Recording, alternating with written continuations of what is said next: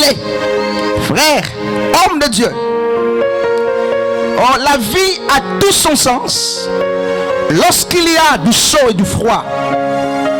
Et très souvent, nous ne tenons pas ce discours dans les milieux chrétiens. Nous avons présenté un christianisme rose aux gens. Et avec le temps, eux-mêmes découvrent le côté noir, n'est-ce pas, de la chose de Dieu. Non, il n'y a rien de noir en Dieu. Mais ceux qui suivent Dieu passeront aussi par la vallée de l'ombre de la mort. Et dans le psaume 23, David l'avait compris.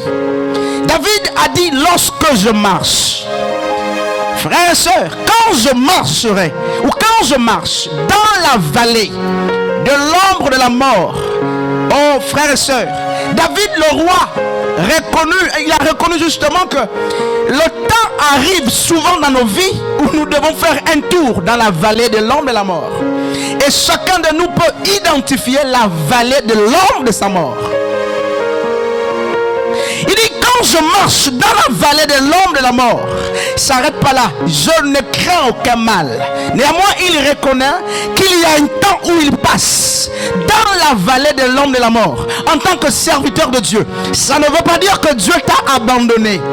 Mais si tu es homme de Dieu, tu dois comprendre que pour aller à Canaan, il faut que la mer rouge, n'est-ce pas, se pointe devant ton chemin.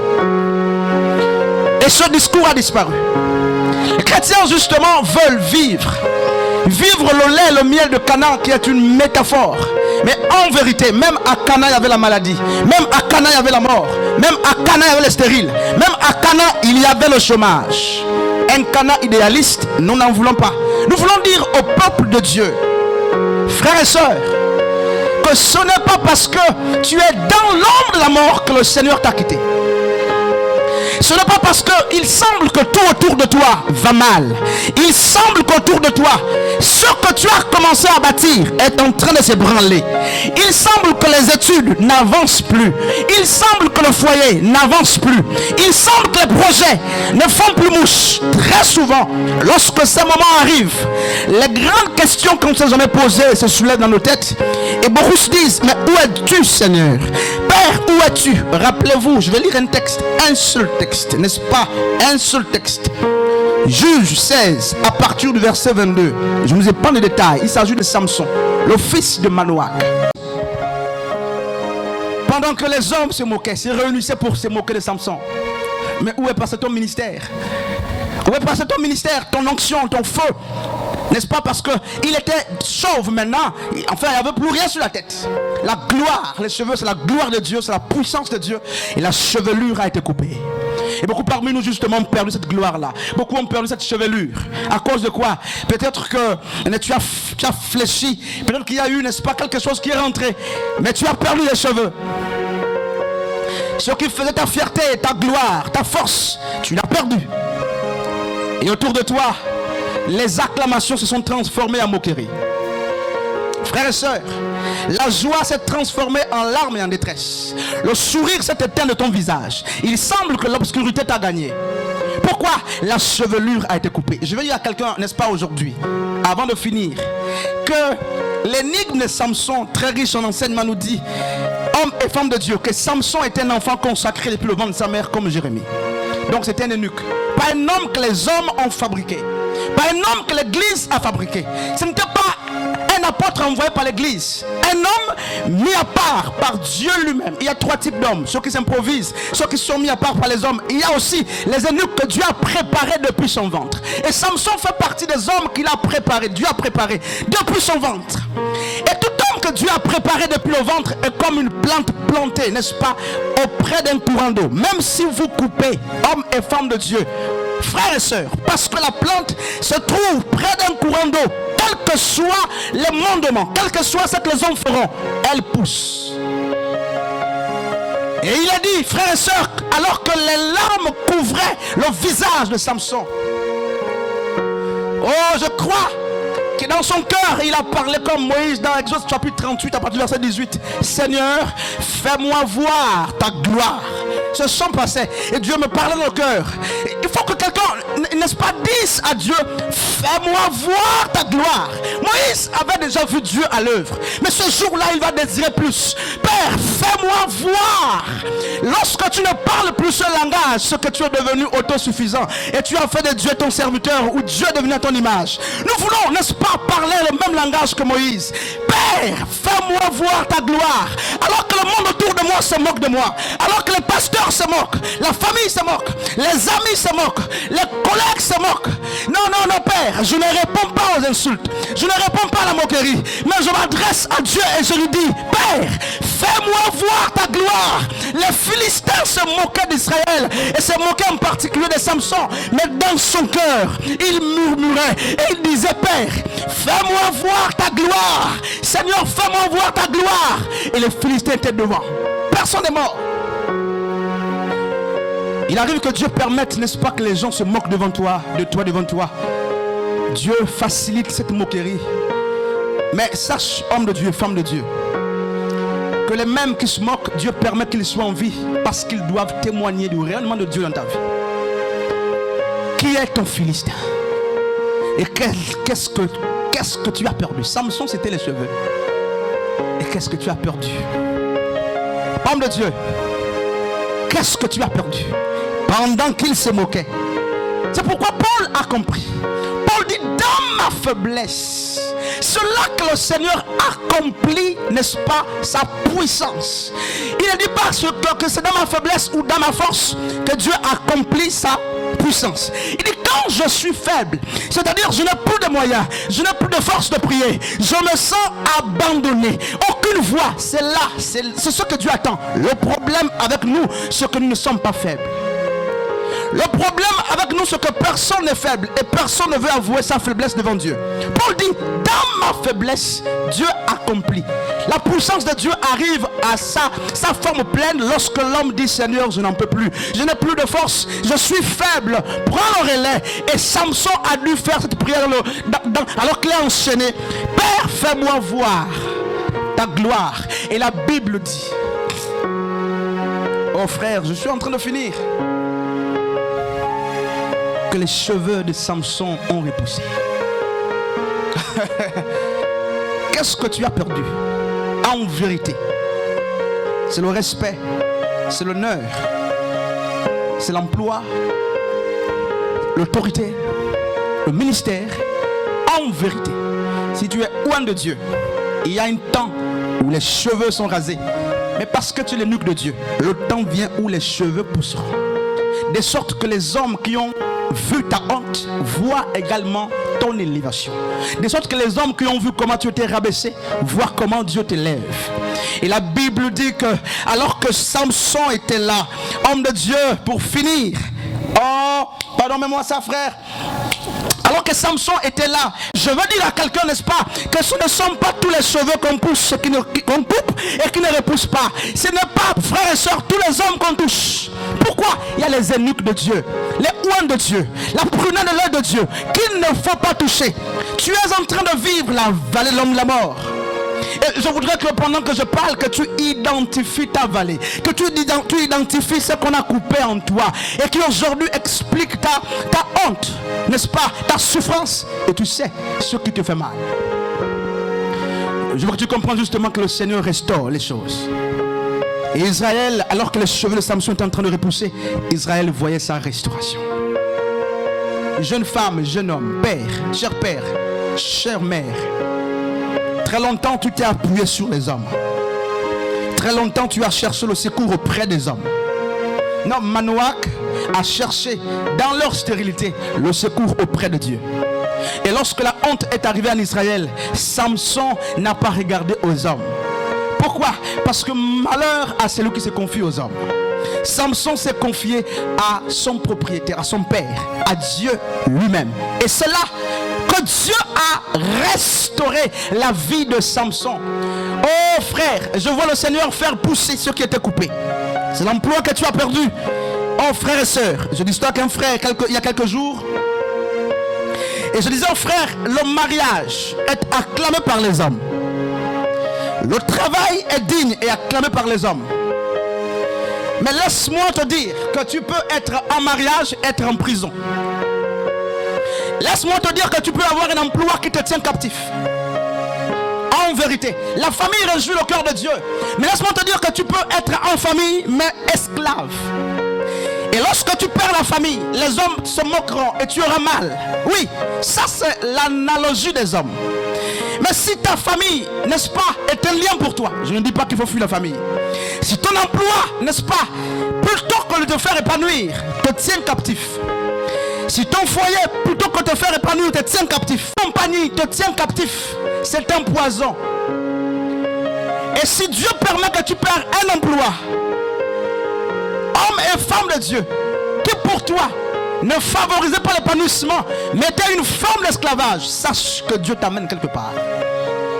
Si Dieu permet que tu échoues alors que tu étais en train de réussir, homme de Dieu, alors que tous les moyens étaient réunis pour que tu réussisses, dis-toi que Dieu t'amène quelque part. C'est ce Dieu-là, frères et sœurs, la Bible dit que lorsqu'une porte se ferme, une autre s'ouvre. Et lorsqu'il ouvre une porte, personne ne peut la fermer.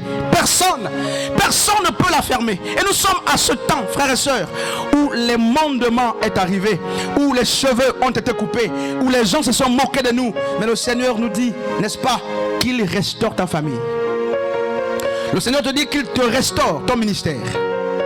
Le Seigneur dit, il dit, n'est-ce pas, qu'il restaure ton autorité, qu'il restaure ta position, qu'il restaure ce que tu étais hier. Et il permet un temps de sécheresse pour t'apprendre à ne dépendre que de lui. Il permet un temps de moquerie pour que tu saches que lorsqu'il essuiera tes larmes, que tu ne dépendes que de lui. Hommes et femmes de Dieu, quelle est la nature de la vallée dans laquelle tu te trouves? Ne refuse pas la vallée, ne refuse pas la moquerie, ne refuse pas le chômage, l'excommunion, parce que ces choses concourent, nous dit Paul, au bien de ceux qui aiment Dieu. J'aime ce texte. Toutes choses concourent au bien de ceux qui aiment Dieu. En réalité, la vie c'est la combinaison de l'amertume et du sucré. Il y aura des larmes, mais l'homme ne pleure pas éternellement. Il y aura la joie, mais la seule joie que nous avons d'une manière éternelle, c'est le fait de savoir que nous avons Christ. Les choses du monde donnent une joie éphémère, on parle du plaisir. Notre bonheur réside dans le fait que nous avons la personne de Yeshua. Est-ce que tu es en train de pleurer? Si tu pleures, laisse-moi te dire que ce n'est pas des pleurs qui doivent être fatalistes. Non, frère. Si tu es tombé, Jérémie dit, l'homme tombe-t-il pour rester allongé? Non, l'homme tombe et il se relève. Ne t'appuie-toi pas sur ton sort. Même si on se moque de toi, comme on s'est moqué, n'est-ce pas, de Samson et d'Israël. Les gens ne savaient pas qu'Israël avait mis sa foi dans le Dieu véritable. Mais au temps convenable, frère, alors qu'il glanait, alors qu'il se moquait, cela, alors que personne ne s'attendait. Quand personne ne s'attend, frères et sœurs, même lorsque toi-même tu t'entends plus, c'est là que les cheveux repoussent. Et un frère te dit, oh frères et sœurs, ôtez la pierre. Pourquoi? La pierre empêchait l'odeur de sortir. N'est-ce pas? L'expansion de l'odeur. Lorsque la pierre est ôtée, ceux qui étaient à l'extérieur de la tombe, n'est-ce pas, inhalaient la mauvaise odeur. Aujourd'hui, les gens inhalent ta mauvaise odeur. Pourquoi? Parce que le Seigneur a ôté la pierre. Il veut que les gens soient témoins de ta décomposition. Il veut que les gens soient témoins de ta souffrance. Il veut que les gens soient témoins de ta maladie. Il veut que tout le monde voit combien tu es décomposé. Il veut que tout le monde voit combien on se moque de toi. C'est pourquoi il dit, ôtez la pierre, la souffrance en secret. Il permet qu'elle soit publique parce qu'elle doit se manifester. Oh, homme de Dieu, femme de Dieu, le Seigneur fait quelque chose dans ta vie. Lorsque la pierre a été ôtée, la Bible dit que Lazare était tenu par les chaînes de la mort. J'aime cette histoire. La mort avait enchaîné Lazare. Rappelez-vous que Paul a dit, oh mort, où est ta victoire? Et Guillaume, la mort, où est ta victoire? Ce jour-là, Jésus n'a pas parlé à la mort. Ce jour-là, Jésus n'a pas parlé à la tombe, mais il s'est adressé à Lazare. Il parle toujours à l'homme qu'il connaît. Il te connaît par ton nom, même lorsque tu es mort. Frère, et il a dit quelque chose de merveilleux. Lazare est mort. Jésus parle aux morts. Il parle au chômage. Il parle à la stérilité. il parle, n'est-ce pas, à l'irrespect dans ta vie. Il dit Lazare. Oh frères et sœurs, Lazare, c'était Lazare. Quand tu écoutes cette prédication, je voudrais que tu changes son nom par ton nom. Il a dit Lazare, frères et sœurs, Lazare. Oh, un mort était attentif à la voix de Dieu, à la voix du Fils de Dieu. Lazare, alléluia, Lazare. Il dit Lazare, sors de là. Lazare, sors. Et j'ai vu Lazare, alors qu'il était bandé, il était enveloppé de bandes. J'ai vu Lazare se lever. La mort est restée stérile. Frères et sœurs, Lazare s'est levé. Il s'est levé. Oh, le Seigneur ressuscite ce qui est mort. Dans cette atmosphère, je crois à la parole de Dieu qui est venue se tabernacler dans ton cœur. Et le Seigneur amène à la vie ce qui était mort. Au nom de Yeshua Ben Elohim, le Seigneur ressuscite l'honneur. Le Seigneur restaure ton activité, le respect, ton autorité, ton emploi. Je le déclare au nom de Yeshua Ben Elohim. Mets la main sur ton cœur, nous allons prier. Je le déclare au nom de Yeshua. Mets la main sur ton cœur, je vais prier. Je déclare au nom de Yeshua. Père, je vois la main de Dieu. Père, c'est la gloire de Dieu dans ta vie au nom de Yeshua. Oh, gloire, en puissance de Dieu. En puissance là, Seigneur, au nom de Yeshua. Il est là, au nom de Yeshua. Il est là, oh Dieu, la main de Dieu, il est là, oh Dieu, la main de Dieu, l'autorité de Dieu, Père, je crois, c'est la gloire de Dieu, reçois la main de Dieu.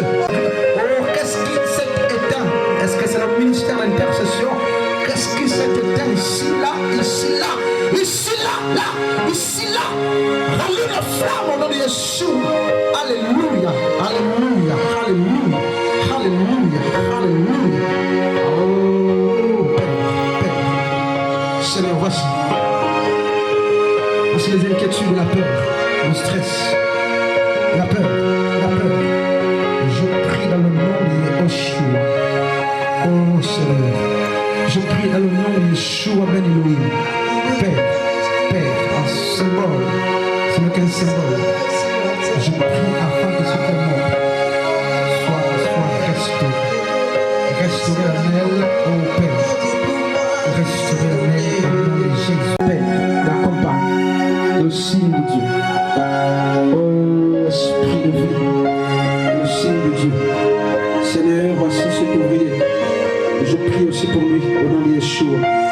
Oh, que l'humilité, Seigneur, ne parte pas de son instant. Que les inquiétudes, Seigneur, se pose des questions de quoi il fait demain. Et choisis-le, Seigneur, pour la mettre sur les rails, sa famille. Au nom de Yeshua Ben Elohim, je prie pour cette femme dont tu vois les larmes. Ma prière, et que tu vois ce que tu regardes la sincérité de son cœur. Lorsque les hommes ne croient plus, ils ne croient pas. Regarde à son cœur, Seigneur. Regarde à son cœur, Seigneur. Je vois la main de Dieu, la main de Dieu, la main de Dieu, la main de Dieu, la main de Dieu. Regarde ça, la main de Dieu. Shama.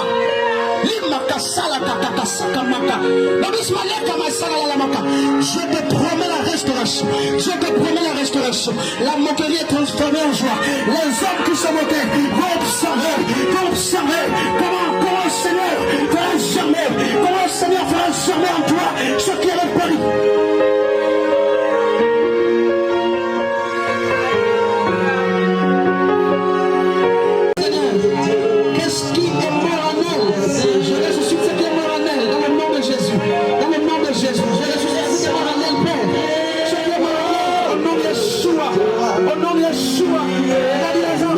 Lazare sort.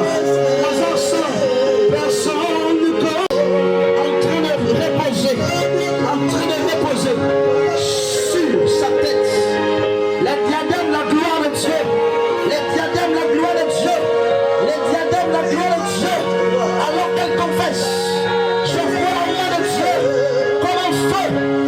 Alléluia.